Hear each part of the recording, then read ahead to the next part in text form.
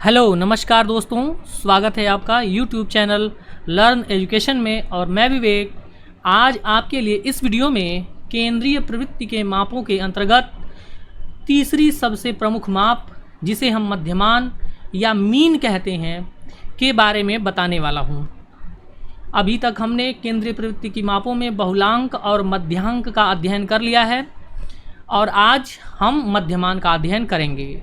ये टॉपिक महाराजा सुहेलदेव राज्य विश्वविद्यालय और वीर बहादुर सिंह पूर्वांचल विश्वविद्यालय एमएड सेकेंड सेमेस्टर के 4th paper data analysis quantitative and qualitative में शामिल किया गया है। साथ ही साथ यह उन सभी सेमेस्टर्स, उस सभी कोर्सेज में इम्पॉर्टेंट है जिसमें सांख्यिकी को एक विषय के रूप में शामिल किया गया है, क्योंकि सांख्यिकी के अंतर्गत ये सभी चीज़ें हम पढ़ते हैं।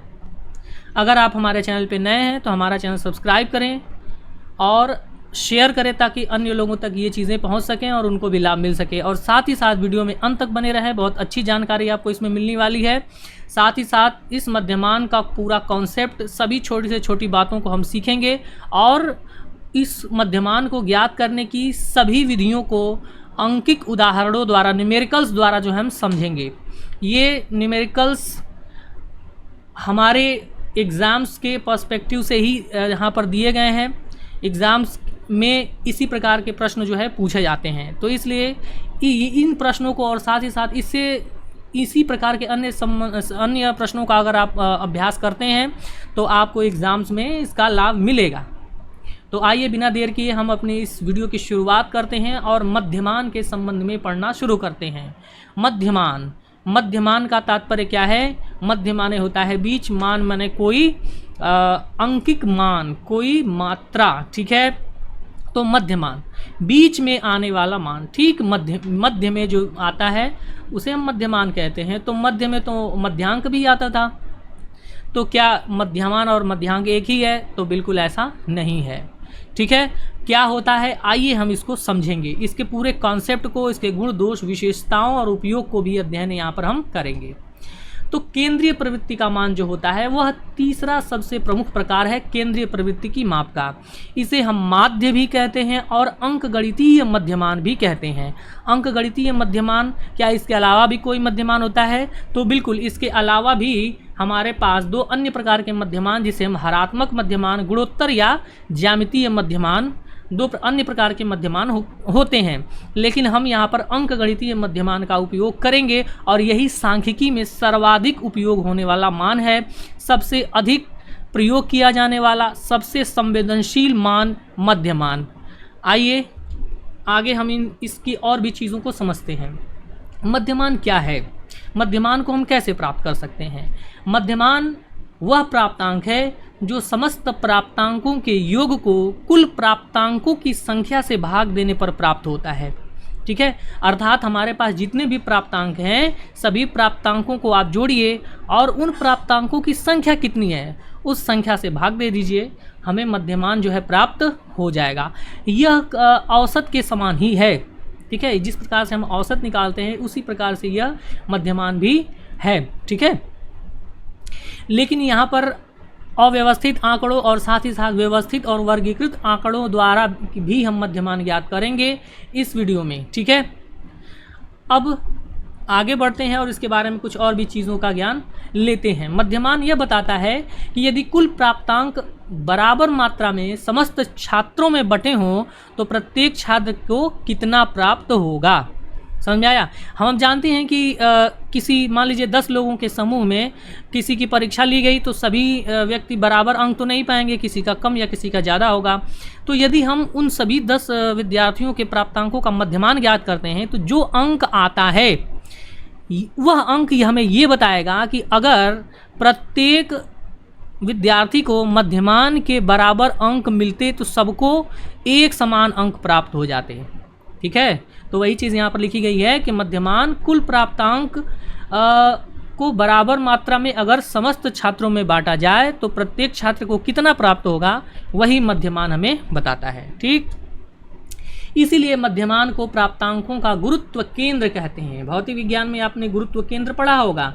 गुरुत्व केंद्र अर्थात द्रव्यमान का किसी वस्तु का द्रव्यमान जिस बिंदु पर केंद्रित होता है वह उसका गुरुत्व केंद्र कहलाता है। ठीक है, द्रव्यमान केंद्र।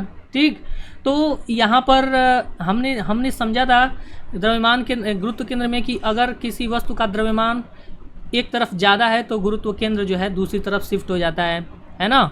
अगर जिस प्रकार से किसी वस्तु का द्रव्यमान, जैसे हम देख रहे हैं कि इस क्षेत्र में द्रव्यमान ज़्यादा है, अगर इस क्षेत्र में द्रव्यमान कम है तो गुरुत्व केंद्र इधर की ओर शिफ्ट हो जाएगा। समझ में आया? अगर सममित होता तो गुरुत्व केंद्र कहाँ होता? एकदम बीच में होता। ठीक उसी प्रकार से जो ये मध्यमान है, अगर प्राप्तांकों का वितरण असमान हो, अर्थात प्राप्तांक को यदि क्रमबद्ध किया जाए तो एक तरफ यदि प्राप्तांकों का मान अधिक आता है और दूसरी तरफ कम आता है, तो यह जो मध्यमान ठीक बीच में न होकर कुछ किनारे की ओर क्या होता है, जिधर की ओर प्राप्तांकों की मात्रा अधिक होगी, अधिक प्राप्तांक होंगे या प्राप्तांकों का मान जिधर अधिक होगा उधर ही यह मध्यमान जो है वो शिफ्ट हो जाएगा, खिसक जाएगा, बीच में नहीं होगा। ठीक है, इसीलिए हम कहते हैं कि ये मध्यमान जो होता है वह प्राप्तांकों का क्या होता है? गुरुत्व केंद्र होता है। ठीक है, गुरुत्व केंद्र जो है आपने भौतिक विज्ञान में पढ़ा होगा, उसी से कुछ कॉन्सेप्ट हम यहाँ पर ले सकते हैं। ठीक है, अर्थात हम ये कह सकते हैं कि यदि प्राप्तांकों का वितरण असमान हो, है ना, किसी एक सिरे पर प्राप्तांक अधिक होते हैं, दूसरे सिरे पर प्राप्तांक कम होंगे, तो ये जो मध्यमान है उसकी स्थिति बदल जाएगी। यानी प्राप्तांकों के मान पर भी मध्यमान जो है वो निर्भर करता है। ठीक है, चलिए आगे बढ़ते हैं और अगला पॉइंट जो है वो समझते हैं। ये सारी इसकी विशेषताएं हैं, ये ध्यान दीजिएगा। ठीक है, ग्लिटमैन कहते हैं कि किसी अंक सामग्री के समस्त अंकों के योगफल को उन अंकों की संख्या से भाग देने पर जो भागफल प्राप्त होता है वही उसे ही मध्यमान कहते हैं। ठीक है, बात समझ में आ गया? तो ग्लिटमैन ने वही बात कही जो अभी तक हमने समझा। रेबर और रेबर कहते हैं कि मूल्यों या प्राप्तांकों के समूह को मूल्यों या प्राप्तांकों की संख्या से भाग देना ही अंकगणितीय मध्यमान कहलाता है। ठीक है, प्राप्तांकों का जो समूह है उसके मूल्यों के योग को उन्हीं प्राप्तांकों की संख्या से अगर हम भाग दे देते हैं तो अंकगणितीय मध्यमान प्राप्त हो जाता है। ठीक है, मध्यमान को हम कैपिटल M से प्रदर्शित करते हैं, केवल M। ठीक है, कैपिटल M से हम मध्यमान को प्रदर्शित करते हैं। ठीक है, आगे की चीज़ों को हम समझते हैं। तो इतनी चीज़ें मध्यमान के कॉन्सेप्ट को हमने समझा। अब आते हैं मध्यमान के गुण। तो मध्यमान के गुण या विशेषताएं जो अभी हमने समझी वही चीज़ यहाँ भी है। मध्यमान जो होता है वह सबसे श्रेष्ठ, शुद्ध, लोकप्रिय और विश्वसनीय मान होता है। ठीक है, सांख्यिकी में सर्वाधिक उपयोग किया जाने वाला केंद्रीय प्रवृत्ति का जो मान है वह मध्यमान ही है।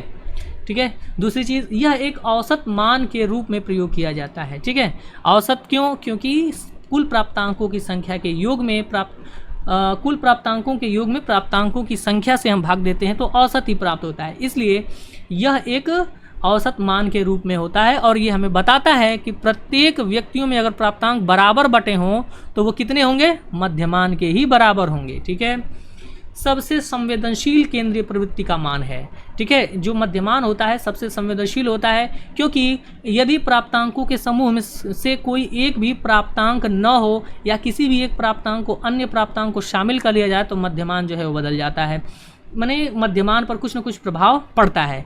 इसीलिए ये सबसे संवेदनशील केंद्रीय प्रवृत्ति का मान कहलाता है।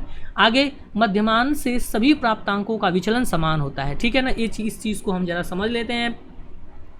ठीक है, मध्यमान, मान लीजिए हमें कोई प्राप्तांक यहाँ पर प्राप्त हो गया और सभी प्राप्तांकों का मध्यमान यहाँ पर आता है। ठीक है ना, अब हम अगर हम सभी इसके दाएं स्थित और इस मध्यमान के बाएं स्थित प्राप्तांकों का विचलन देखें, विचलन का मतलब मध्यमान से उस प्राप्तांक के बीच की दूरी को देखें तो जो है वो क्या रहता है? एक समान रहता है। ठीक है, यानी कि मध्यमान से सभी प्राप्तांकों का जो विचलन है वो एक समान होता है। विचलन माने मध्यमान से उस प्राप्तांक के बीच की दूरी। ठीक है, यही विचलन कहलाएगा। तुलना का आधार, मध्यमान के द्वारा हम दो से अधिक समूहों की परस्पर तुलना कर सकते हैं और यह प्रत्येक प्राप्तांक पर निर्भर करता है। इसीलिए यह एक संवेदनशील मान भी है। अब बात करते हैं इसकी सीमाओं की। मध्यमान की सीमाएं क्या क्या हैं, यानी कमियां। हर एक चीज़ की कुछ ना कुछ कमियां होती हैं, इसकी भी कुछ कमियां हैं। वितरण को देखकर अनुमान नहीं लगाया जा सकता, यानी कि मध्यमान का वितरण अगर हम देखें तो उससे अंदाज़ा हम नहीं लगा सकते हैं कि इसका मध्यमान कितना होगा, इसलिए इसका हमें कैलकुलेशन करना पड़ता है फार्मूले के द्वारा। दूसरी चीज़, प्राप्तांकों में अधिक विषमता होने पर यह उचित प्रतिनिधित्व नहीं कर पाता, यानी प्राप्तांक बहुत अधिक असमान होंगे, विषम होंगे, तो ऐसी स्थिति में यह मध्यमान जो होता है उन समूह के प्राप्तांकों का उचित प्रतिनिधित्व उसको रिप्रेजेंट नहीं कर पाएगा। ग्राफीय निरूपण नहीं किया जा सकता, अर्थात ग्राफ द्वारा हम इसका निरूपण नहीं कर सकते हैं मध्यमान का। ठीक है ना। मध्यमान के उपयोग, यानी कि ग्राफीय निरूपण का मतलब कि ग्राफ को देखकर हम इसका जो है अंदाज़ा नहीं लगा सकते हैं। बाकी बहुलांक और मध्यांक का हमने अनुमान ग्राफ के द्वारा भी लगाया था, ठीक, लेकिन इसका हम नहीं कर सकते हैं। तो मध्यमान के उपयोग की बात करते हैं कि मध्यमान का उपयोग क्या क्या होता है, इंपॉर्टेंट है।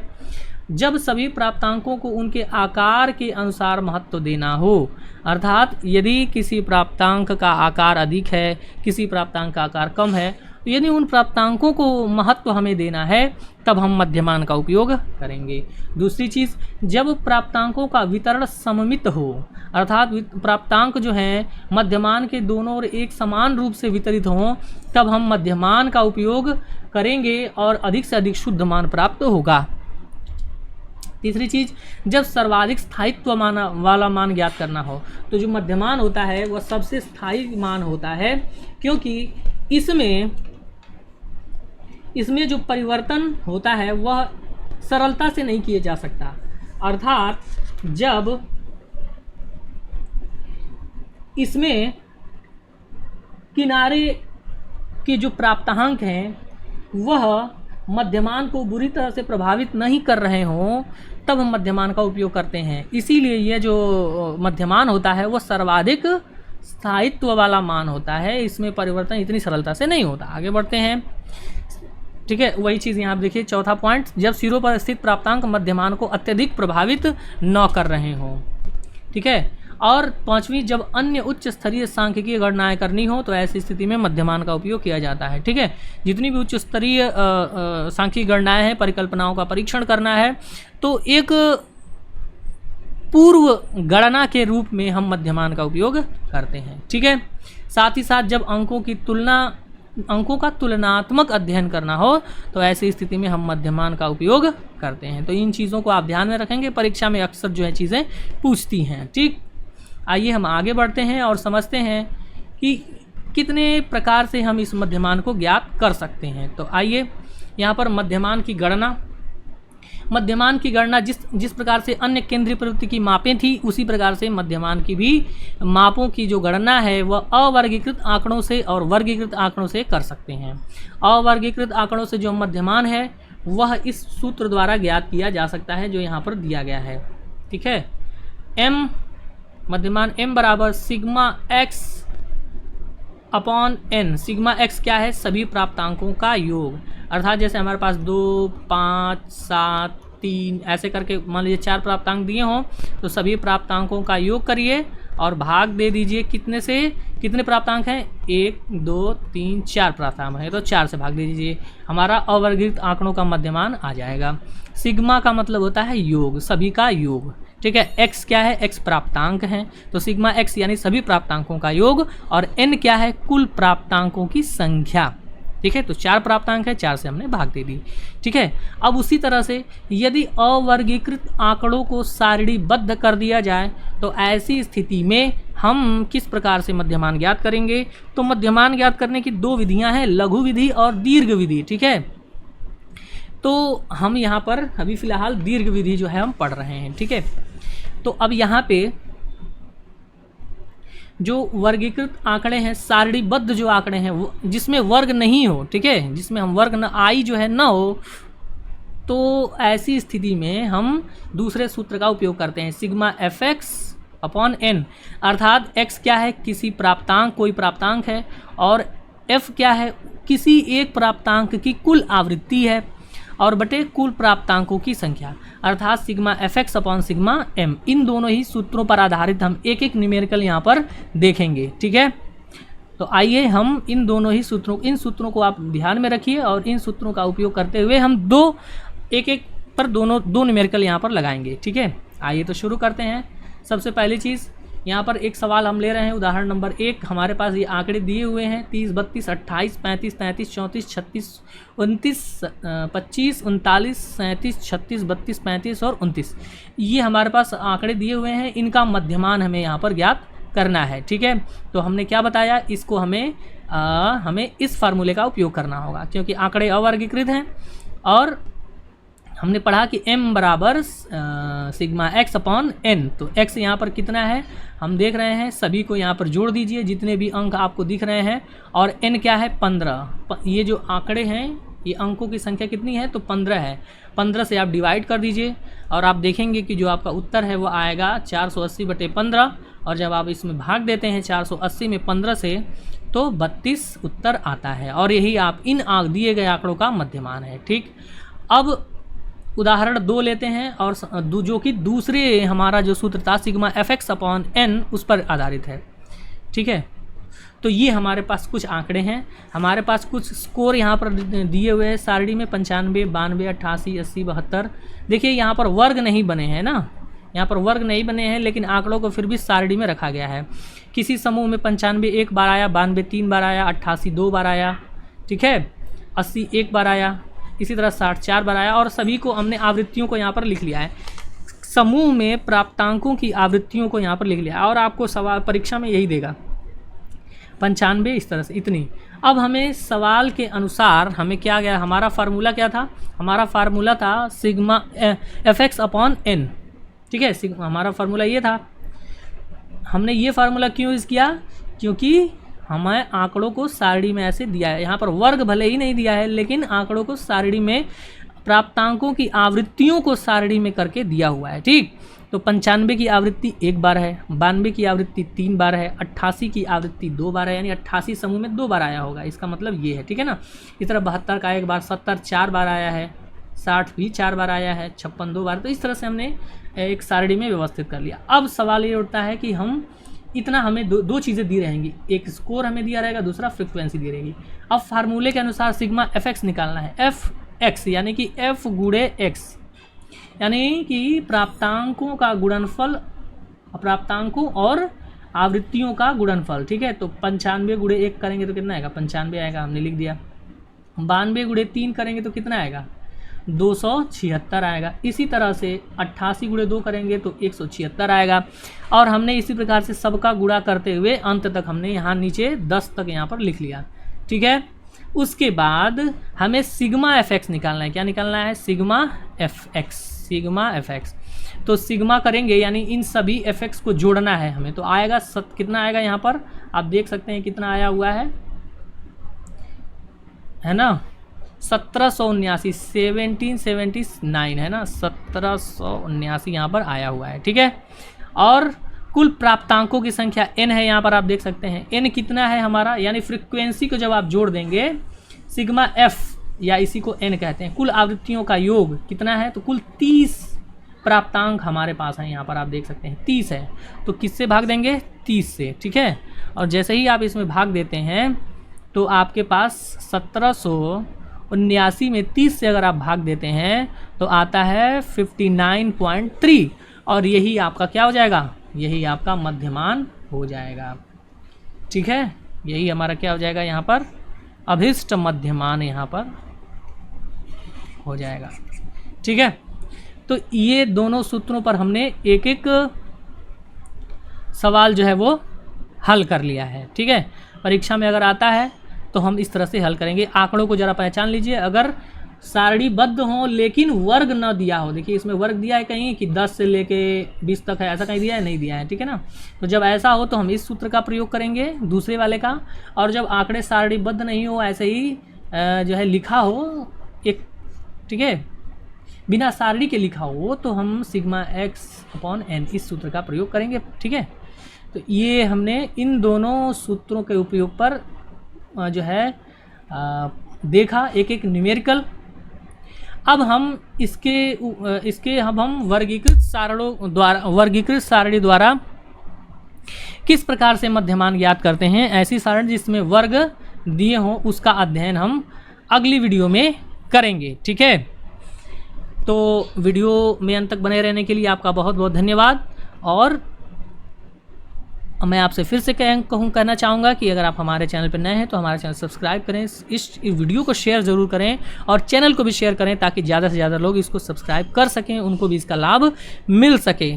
ठीक है, और अभी एक चीज़ और बता दूं आपको कि हम अगली वीडियो में मध्यमान को ज्ञात करने की कल्पित माध्य विधि का अध्ययन और वर्गीकृत आंकड़ों से कैसे मध्यमान ज्ञात करते हैं उसका अध्ययन हम करेंगे। साथ ही साथ सूत्रों के साथ साथ उस पर आधारित न्यूमेरिकल्स भी हम यहाँ पर लगाएंगे। तो इसलिए आप अगले वीडियो के लिए तैयार रहें, जल्दी से हमारी अगली वीडियो आने वाली है ना।